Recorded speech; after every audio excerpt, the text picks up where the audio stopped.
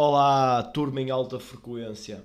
Hoje trago um documento dos Upanishads, o Isa Upanishad, que é traduzido do original e com notas de Swami Loksvarananda, baseadas no comentário de Sri Shankara. Aqui temos uma invocação. Eu vou ler a tradução. Home, aquele Brahman, é infinito. Este mundo fenomenal também é infinito, mas isto é somente uma projeção daquilo. Apesar disto, se isto é retirado, aquilo permanece infinito como antes. Home, paz aos indivíduos, paz aos planetas, paz aos animais. E por falar em animais, de certeza já ouviram aqui a miar, pois tenho a companhia aqui dos meus gatinhos. Prosseguindo. A ideia é que o mundo fenomenal não tem nenhuma existência independente. Existe apenas porque é suportado por Brahman. É apenas uma sobreposição em Brahman. Algumas vezes, se andamos ao longo de um caminho no escuro, poderemos confundir uma corda por uma cobra. Esta ilusão é possível devido ao formato da corda. Quando essa ilusão desaparece, não há mais uma cobra. Ela uniu-se com a corda. Da mesma forma, quando conhecemos Brahman, que é também nosso ser, o mundo se absorve nele. A palavra Upanishad não se refere a um livro.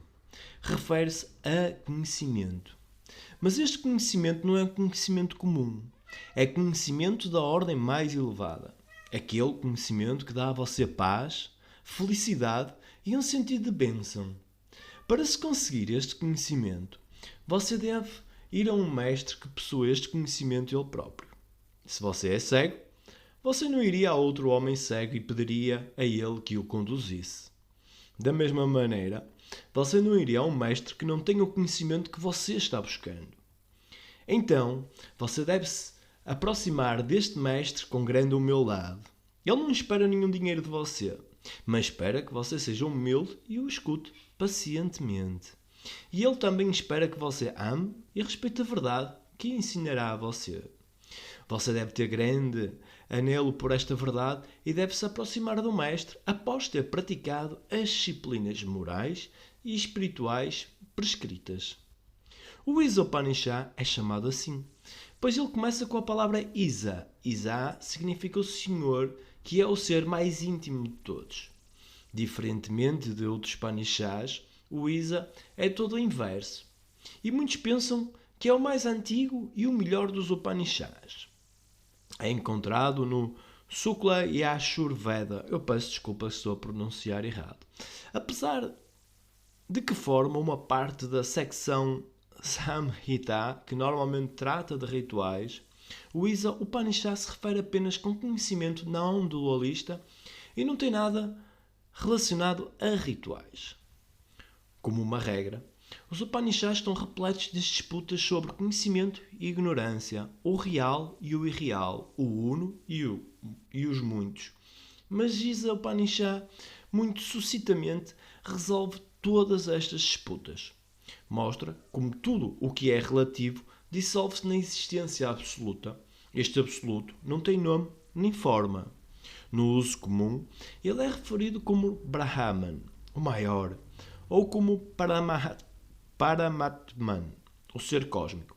Este Brahman, ou Paramatman, é a essência da nossa diversidade e constitui a base de tudo o que existe. Em nomes e formas há diversidade, mas em espírito existe apenas o Uno.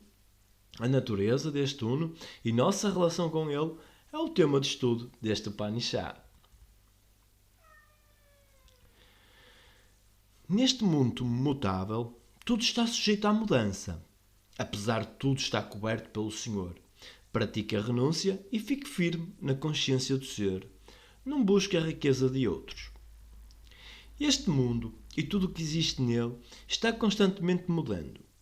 Mas aquilo que o sustém nunca muda. É sempre o mesmo. Aquilo é o Senhor. Nele tudo repousa. É como um filme projetado sobre uma tela. O filme muda, mas a tela é constante. Da mesma forma, o mundo fenomenal é projetado sobre o Senhor. É uma mera sobreposição, como ver uma cobra sobreposta em uma corda em uma noite escura. A cobra não tem nenhuma existência independente. Ela existe devido à corda e cessa de existir tão logo uma luz é trazida ali. A cobra então se dissolve na corda. Do mesmo modo, quando você conhecer Brahman, o mundo dissolverá nele e você realizará que Brahman e você são um e o mesmo. Atingir este conhecimento é a meta da vida. O mundo então não poderá manchá-lo. O seu contacto com ele é meramente como aquele de um pedaço de madeira de sândalo que por muito tempo ficou sob a água e por isso chegou a emitir um mau odor. Por um tempo a fragrância da madeira de sândalo foi suprimida e o mau odor prevaleceu. Mas se a madeira de sândalo for esfregada um pouco, o mau odor desaparecerá e a fragrância natural da madeira de sândalo se tornará predominante. Da mesma forma, seu apego ao mundo é temporário. Ele não pode ser permanente. Pense em si mesmo como Brahman, como consciência pura. Pense intensamente e constantemente desta maneira. O apego que você tem agora ao mundo se irá. Mas como você pode atingir o conhecimento de Brahman? Você pode atingi-lo pela prática da renúncia. Você deve recordar de que o mundo, com todos os seus encantos, não é real. Ou seja, não é real no sentido de que é transitório. Somente Brahman é real, pois é imortal. Você deve renunciar a este mundo e concentrar-se em Brahman. O ouro é encantador, mas é transitório. Jamais corra em busca de coisas que são efêmeras. Nunca cobiça a riqueza de outros e nunca se torna apegado à sua própria riqueza. Para aquele que sabe que este mundo é transitório, a riqueza não é riqueza e qualquer forma de prazer sensório é repugnante. Você deve se interessar somente em Brahman, submergido em Brahman. Somente Brahman é real e você é este Brahman. Estimule esta consciência e esqueça-se de tudo mais. Um homem pode desejar viver por 100 anos, executando seus deveres conforme prescrito nas Escrituras. Homem, se você fizer seus deveres desta maneira, então os resultados do que quer que faça não se prenderão a você. Não há outro caminho. O mantra anterior era um chamado à renúncia. Não tem sentido correr atrás dos prazeres que o mundo tem a oferecer. Estes prazeres são momentâneos. Se corrermos atrás deles, apenas teremos problemas, pois os prazeres logo se vão e sofreremos. Mas nem todos estão em uma posição para renunciar. O fato é que a maioria das pessoas quer gozar da vida e este mantra se dirige a essas pessoas. Este mantra diz a elas que não há mal se quiserem viver uma vida longa, viver, digamos, por 100 anos. Podem viver esta longa vida, mas devem satisfazer os seus desejos estritamente de acordo com as regras estabelecidas pelas Escrituras. Isto levará lentamente à purificação da mente, ou seja, a ânsia pelos prazeres sensórios se irá. O espírito de discernimento crescerá forte e o amor pelo conhecimento do ser será desenvolvido. Quando isto acontecer, não mais estarão atadas aos frutos das ações que fizeram durante toda a sua vida. O resultado final será que estas pessoas estarão prontas para a vida da renúncia. Este é o único caminho para as pessoas que não podem renunciar imediatamente. Elas não precisam sentir-se perdidas. Podem levar maior tempo para atingir a meta. Mais cedo ou mais tarde terão que vir ao caminho da renúncia. Até lá, devem seguir o caminho como definido aqui. Existem mundos conhecidos por serem escuros e adequados aos demónios. Eles estão envolvidos na escuridão, tal como é a experiência dos cegos, daqueles sem o conhecimento do ser. Aquelas pessoas que negligenciaram buscar o conhecimento do ser e assim cometeram suicídio, por assim dizer, estão condenadas a entrar nestes mundos após a morte. Aqui está a condenação das pessoas que não tentam atingir o conhecimento do ser. Elas estão, em um sentido real, cometendo suicídio. Pois o que pode ser pior do que ser um escravo do gozo sensório, completamente esquecido do propósito real da vida, que é ser seu próprio mestre? Para ser seu próprio mestre, você deve realizar que é idêntico como o Brahman, o ser cósmico, que você é consciência pura, sempre livre, sem nome ou forma incondicionado. Você não está sujeito a qualquer modificação e é sem início e sem fim, além do pensamento e da fala. Você é existência absoluta, conhecimento absoluto, bem-aventurança absoluta. Quando souber disso, você será livre. Você não mais alternará entre o nascimento e a morte. Se você não tentar conhecer quem você realmente é, você estará realmente cometendo suicídio. Você estará convidando a desonra de uma vida de escravo neste mundo e também um destino infeliz após a morte. Brahman é uno sem um segundo, uma segunda coisa. Nunca se move. Apesar disso, é mais rápido do que a mente. Está sempre à frente. Os órgãos dos sentidos jamais o alcançam. É imóvel, apesar disso, deixa para trás a todos. Por seu poder, o Senhor que mora no espaço suporta a água e tudo mais no mundo fenomenal. Brahman, o ser, é uno sem um segundo, completo em si mesmo. Ele nunca se move. Está sempre imóvel, sempre o mesmo. Apesar disso, se move mais rápido do que a mente. É o poder que move tudo e faz o mundo inteiro seguir o caminho que percorre. E ele dá poder ao Senhor do Universo, Matarisva, o Senhor que mora no espaço, que é responsável pela operação do princípio de causa e efeito. Não há modo de descrever a Brahman. Está além do pensamento e da fala. Está em toda a parte e em tudo. Não tem forma, ainda assim toda a forma é sua forma. Não tem nome, ainda assim todo o nome é seu nome. De fato, Brahman é o único. Para enfatizar isso, o Upanishad faz declarações contraditórias. Em uma declaração, o Upanishad diz: Brahman é imóvel, e na declaração seguinte diz: é mais rápido do que a mente. O que quer dizer com isso? A resposta é: Brahman tem dois aspectos. Em um aspecto é sem atributos. É o absoluto, é pura consciência. Então Brahman é absoluta existência, absoluto conhecimento e absoluta bem-aventurança. Ele é o ser cósmico. Em outro aspecto, Brahman é com atributos. Está em seu aspecto relativo. Neste aspecto pode ter uma forma e também pode ter muitas qualidades, boas e más, pequena ou grande, etc. Existe uma infinita variedade destas qualidades. Estas, devemos lembrar, são meros atributos, meras sobreposições. Elas não podem afetar Brahman. Elas são como máscaras que as crianças colocam. A mente por si só é inerte. Pode funcionar apenas quando o ser, isto é, o Atman, que é outro nome de Brahman, a anima. Ela não pode mover-se mais rápido do que o ser, pois é o ser que a faz mover-se, e o ser está em toda a parte. Isso também se aplica a todos os outros órgãos chamados devas, pois eles revelam do corpo. E isso se aplica a todos os elementos da natureza. É o poder que age por trás da causa, como também por trás do efeito. Vejamos o caso do ar. Quando ele está associado com o ser, o ar é chamado de força vital.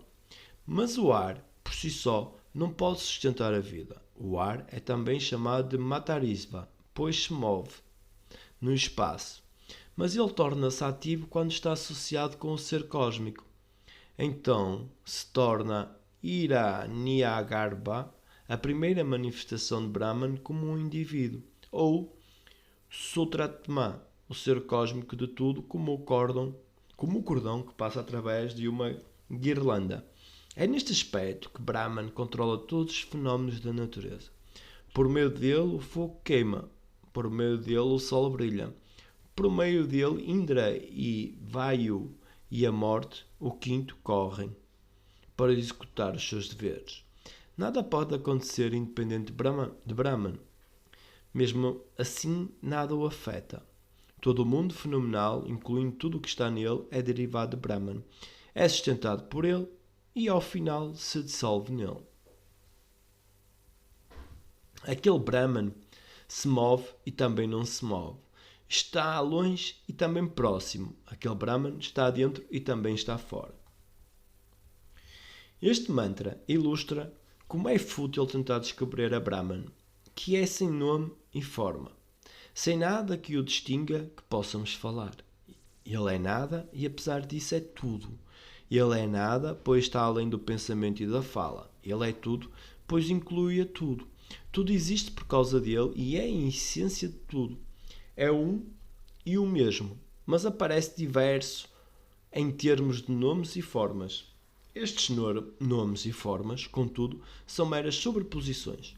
Ele é o que é independente de tudo, é imóvel e imutável e nunca é condicionado por nada, é imanente e transcendente.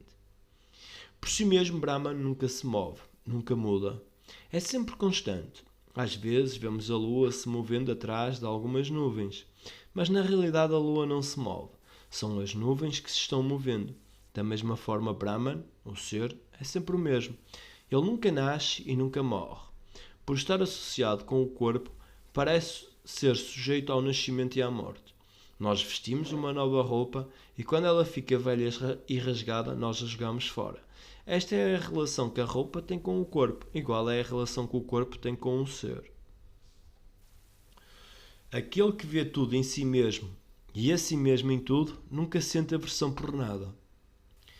Isto é o que é chamado de Samadarsita, equanimidade. Todos os seres têm um ser comum. Essencialmente somos todos um e diferenciamos apenas em termos de nomes e formas. Mas estes nomes e formas são uma sobreposição. Não são reais e por isso não são parte do nosso ser. Nomes e formas são como um véu fino através do qual o ser real do nosso interior deve ser visto. O menino pode tentar enganar seus amigos colocando diferentes máscaras. Primeiro coloca a máscara de um tigre e se comporta como um tigre. A maioria de seus amigos se assusta. No momento seguinte, ele coloca a máscara de um macaco e pula como se fosse um macaco de verdade. Desta vez, seus amigos se divertem. Isto continua por um tempo e ao final o menino coloca de lado suas máscaras e aparece como ele é. Os meninos então sabem que ele é um deles. Ele sempre foi o mesmo, mas as máscaras o fizeram para ser diferente. Somos todos um e o mesmo, Brahman. Apenas os nomes e as formas nos fazem parecer diferentes. Este mantra nos pede que vejamos que todos somos um em essência. Desde Brahman até uma folha de grama, existe apenas uma única entidade. Não é como partes unidas para formar um todo. O ser é homogéneo. Se eu prejudico a você, eu prejudico a mim mesmo. Nós podemos ser felizes apenas quando todos formos felizes. Somos todos um. Humanos, animais, insetos e plantas, sentir-se um com todos não deixa lugar para o ódio ou o segredo. Apenas existe lugar para o amor. Quando uma pessoa sabe que ele mesmo tornou-se tudo e conhece a unidade das coisas, como pode odiar ou amar algo?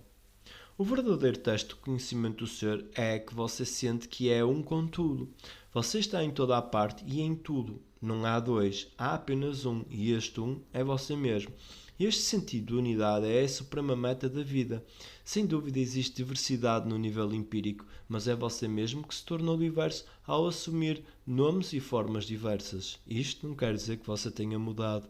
Você ainda permanece um e o mesmo.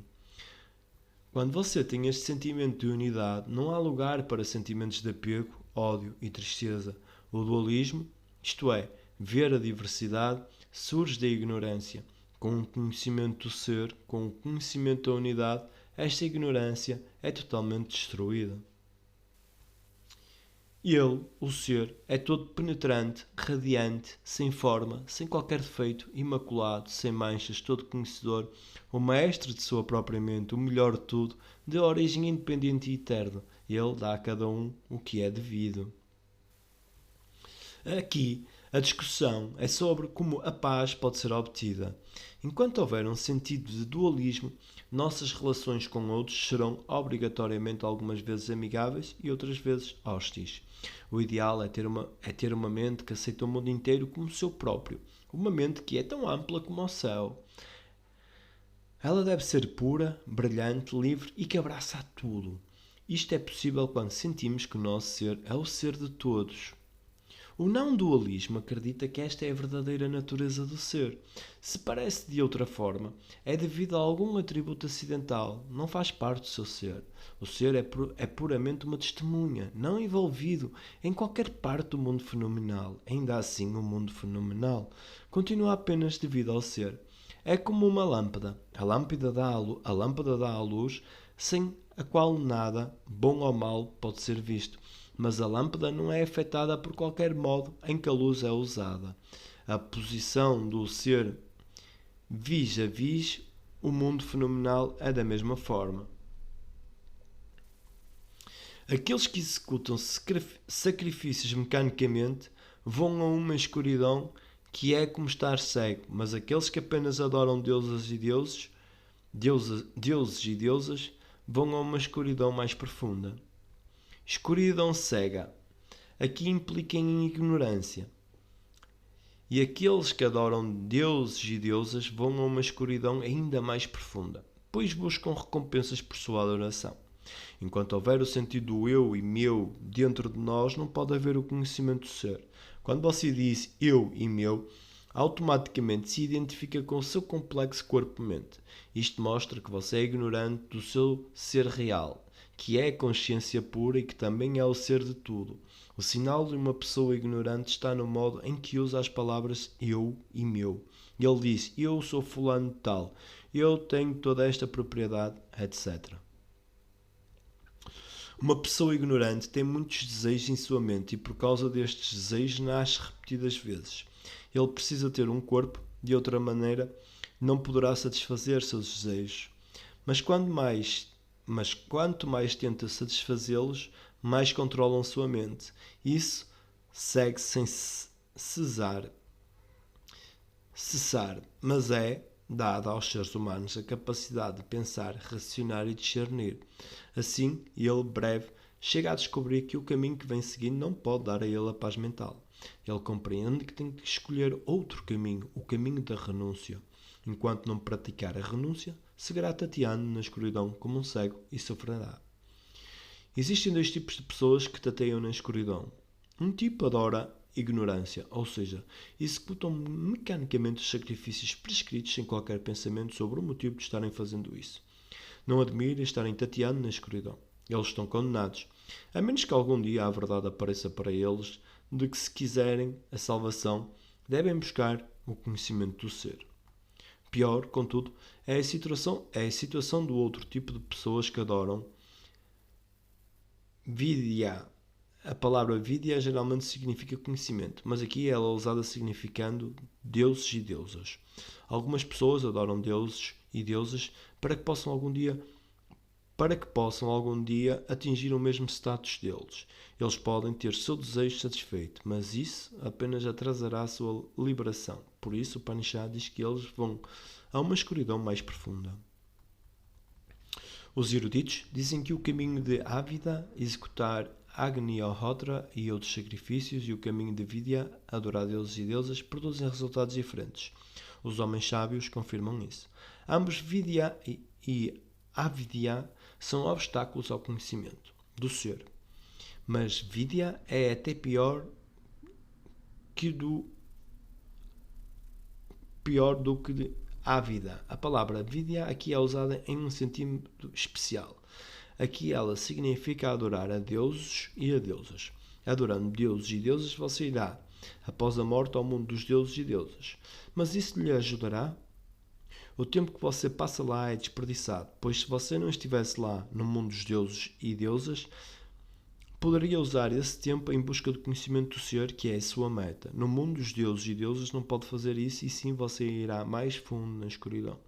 Avidya é karma e por isso é um impedimento. Você executa Avidya, isto é, você executa Agnia Otra e outros sacrifícios. Esta é uma forma indireta de purificar a mente e também é tatear na escuridão. Mas pode não ser tão prejudicial sobre o seu tempo e energia como o outro Vidya. O conselho final de Sankara é: combine trabalho e adoração. Juntos eles podem acelerar a sua marcha rumo ao conhecimento do ser, pois levará à Citta Suddhi, purificação da mente. Quando isto acontecer, seu desejo pelos gozos se tornará menor e o seu sentido de eu e meu diminuirá. Este é o caminho de Krama Mukti, liberação gradual ou progressiva, de acordo com Sankara. Aquele que adora deuses e deusas e também executa sacrifícios atinge a imortalidade pelos sacrifícios e atinge bem-aventurança adorando deuses e deusas. A condição em ambos os casos, adorar a deuses e deusas e executar sacrifícios, é que a pessoa não deve ter um motivo de ganho pessoal. Não deve desejar os frutos das suas ações, como ir ao céu de deuses e deusas. Como explicado antes, a palavra Vidya tem um significado especial aqui, significa adoração de deuses e deusas. De forma similar, Avidya também tem um significado especial, é karma, ou seja, executar Agnihotra e outros sacrifícios. Estes karmas são obrigatórios, mas se eles são feitos sem qualquer apego a seus frutos resultados, ajudam a purificar a mente. Combinar karma e adoração é o caminho à liberação gradual. Sankara aprova isto para aqueles que ainda não estão prontos para renunciar. Mas suponha que você siga os dois caminhos separadamente. Se você executar a Avidya, você irá ao Ptir-loka, o mundo dos seus ancestrais. Esta é uma região escura, pois ela está muito distante do conhecimento do ser. Na verdade, você terá que esperar um longo tempo para atingir o conhecimento do ser. Mas se você adorar Vidya, ou seja, deuses e deusas, você irá para regiões ainda mais escuras e sua realização do conhecimento do ser será ainda mais demorada. É verdade, você irá a Devaloka, o céu dos deuses e deusas, mas você ficará preso nos prazeres e permanecerá lá até que os frutos da sua adoração sejam completamente esgotados. Você então renascerá como ser humano e seu esforço recomeçará de onde você parou. Por isso é que Vidya é considerado pior. Perdão. Mas se você combinar os dois, isto é, executar os karmas obrigatórios sem nenhum apego aos seus frutos e ao mesmo tempo adorar deuses e deusas, também sem qualquer desejo de ir ao céu, então pode ter o benefício de ambos, liberação e bem-aventurança. Para aqueles que ainda não estão prontos para renunciar a este caminho, é recomendado. Aqueles que adoram o não manifestado, o estado causal do mundo, vão a uma escuridão que é como estar cego. Mas aqueles que adoram o manifestado, o mundo que vemos ao redor de nós, vão a uma escuridão mais profunda. Azambhuti, não manifestado, e Zambhuti, manifestado. A filosofia da Índia não acredita em criação. Ela não concorda que algo possa ser criado do nada. Deve haver uma causa antes que possa haver um efeito. A causa pode não ser vista, mas tem que ter existido em algum tempo. Por exemplo, existe uma grande figueira diante de você. De onde ela veio? Ela veio de uma semente que estava no solo. A semente estava lá sem ser vista, mas estava lá com certeza. Não podemos dizer que ela não existiu. A árvore estava na semente e lá jazia não manifestada, e agora está manifestada. Tudo o que vemos ao nosso redor, as plantas, o vasto céu, as montanhas, rios, planícies, florestas, seres humanos, animais, etc. Tudo em certo momento estava não manifestado. Eram parte de Azambhuti. Azambhuti é o mesmo que Prakriti, natureza, e é um estado onde todas as forças estão em harmonia. A filosofia da Índia dá os nomes Sattva, Rajas e Tamas para as três forças. Enquanto existir harmonia entre estas três forças, não há manifestação.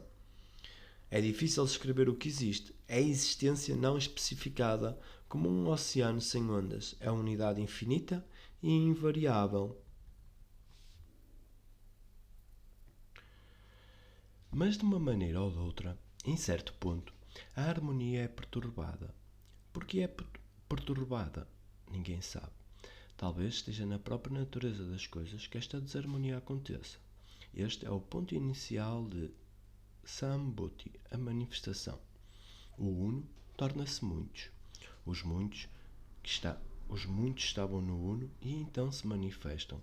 Sua primeira manifestação é chamada de Hiranyagarbha, ou nascido primeiro.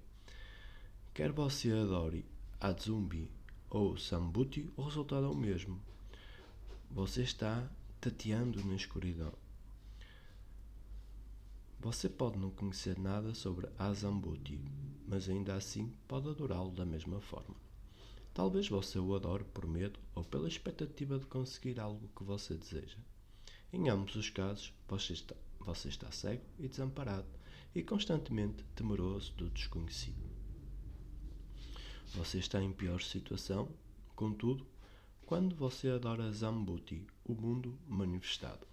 Há coisas nele que lhe amedrontam e também há coisas que lhe tentam. De qualquer maneira, o resultado não é bom. Você é um escravo desamparado. Para enfatizar isso, sua condição é descrita como estar em uma escuridão mais profunda. Mas o Vedanta diz a você que olhe dentro de si mesmo. Seu ser é supremo. Enquanto você for um escravo de algo fora de si mesmo, jamais poderá ser feliz. A Vedanta diz a você que seja seu próprio mestre. Os eruditos dizem que a adoração de Sambhuti e a Sambhuti produzem resultados diferentes. Os sábios confirmam isso.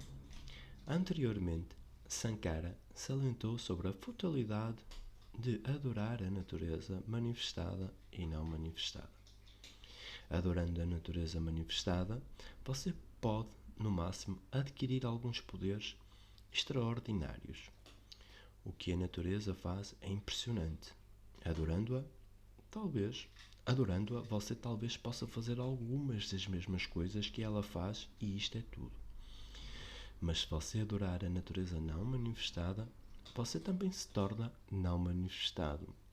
Você se une com a natureza não manifestada. Aquilo que você adora. Neste você se transforma. Esta é a crença comum.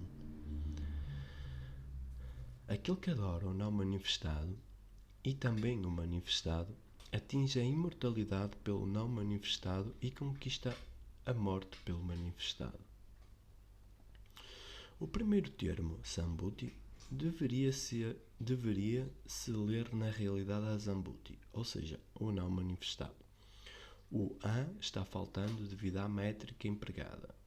Vinasa, morte, e Hiranyagarbha, que é a primeira manifestação de Sambhuti. Hiranyagarbha é assim chamado porque algum dia terá a dissolução. Aquilo que está manifestado pode também estar não manifestado. A realidade última também pode estar manifestada e não manifestada. Devemos lembrar que a realidade é única e a mesma, esteja manifestada ou não manifestada. Se começamos adorando o manifestado, ou seja, Sambhuti ou Hiranyagarbha, podemos conseguir poderes sobrenaturais. A ciência moderna é prova do que o homem pode fazer. Certamente podemos superar muitas limitações na vida. Podemos até superar o medo da morte. Se adoramos Hiranyagarbha, seremos como ele. Hiranyagarbha está sujeito à morte, pois tudo que passa a existir algum dia deixará de existir. Isto nos ensinará que a morte não é o fim.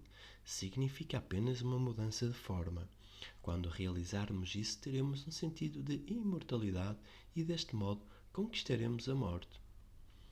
Nós devemos amar a adoração ao não manifestado também. Quando aprendemos a amar o não manifestado, nos tornamos unidos com ele.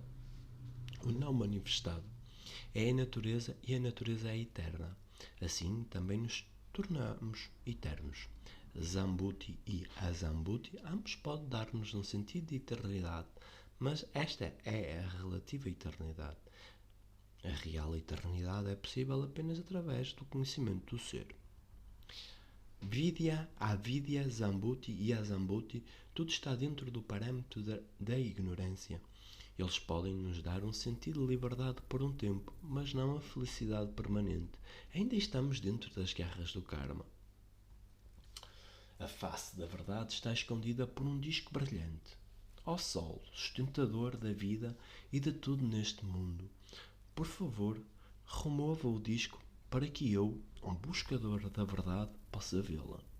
O Sol é personificado aqui. Ele sustenta tudo.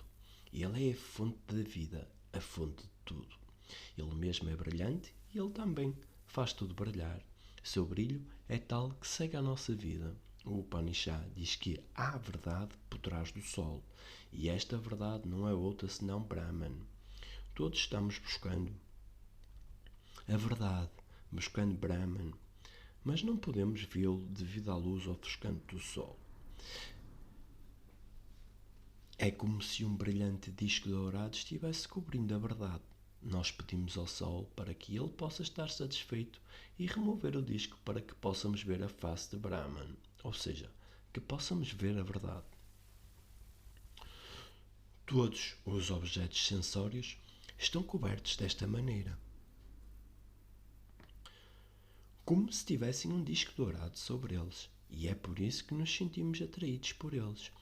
Estes objetos não são reais, mas parecem ser reais, como uma corda parece ser uma serpente em um lugar escuro. Quando uma luz é trazida ao local, vemos a corda como ela é. Da mesma forma, precisamos de luz para ver a realidade. Precisamos de conhecimento para que possamos distinguir o real do irreal. O mundo como nós o vemos não é real. Não é real no sentido de que está constantemente mudando e transitório. E é transitório. Aquilo que é real nunca muda. É sempre o mesmo e é imortal. Apenas Brahman é real e o ser, que é o ser de tudo, é aquele Brahman. Devido à ignorância, consideramos as coisas transitórias como permanentes e nos prendemos a elas. Mais cedo ou mais tarde, contudo, estas coisas perecem e então nos lamentamos. Cometemos este erro porque estas coisas parecem muito atrativas. Parecem estar cobertas de ouro, mas não é ouro real. Assim, o Upanishad tem esta oração ansiosa de que a verdade possa revelar-se a nós para que não sejamos enganados por coisas efêmeras e sem valor. O Sol é a luz e a luz é conhecimento. Conhecimento é verdade e a verdade é conhecimento. Ó sustentador, solitário, viajante e guia, ó Sol, filho de Prajapati, por favor, recolha seus raios, retire sua luz. Eu quero ver sua belíssima forma. Existe aquele Purusha dentro de você. Eu sou aquele Purusha, aquela pessoa. O Sol é o sustentador de tudo e um solitário viajante, ou seja, ele é autossuficiente. Ele também é chamado de Yama, pois controla tudo. Prajapati é o senhor de todos os seres e o Sol é seu filho. Os raios do Sol estão espalhados pelo mundo inteiro. Este verso pede a ele para recolher os seus raios um pouco.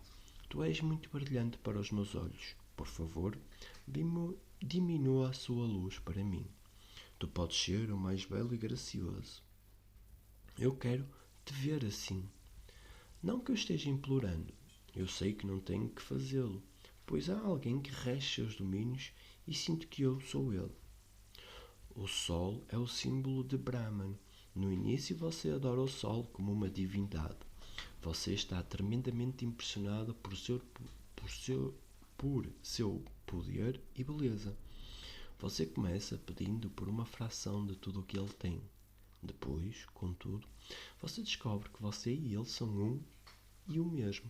Esta revelação acontece após anos de autocontrole, renúncia e meditação. Agora que a morte está chegando, reze para que a minha força vital possa fundir-se com a força vital cósmica, que esse corpo seja entregue ao fogo e reduzido a cinzas. Ó mente, pense em tudo que fiz em minha vida inteira. Pense em minhas ações continuamente. Muitos pensamentos vêm às nossas mentes enquanto morremos, e esses E estes pensamentos refletem o tipo de vida que vivemos. Porém, nesta hora, um esforço especial deve ser feito para pensarmos somente bons pensamentos. O que pensamos, nos tornamos. Somos um subproduto de nossos pensamentos. É por isso que dizemos à nossa mente que pense continuamente bons pensamentos. E é por isso que os parentes fazem orações especiais na hora de nossa morte.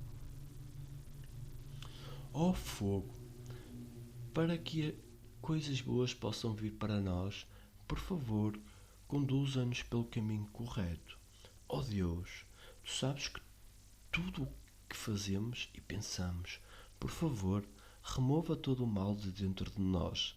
Nós te saudamos repetidas vezes.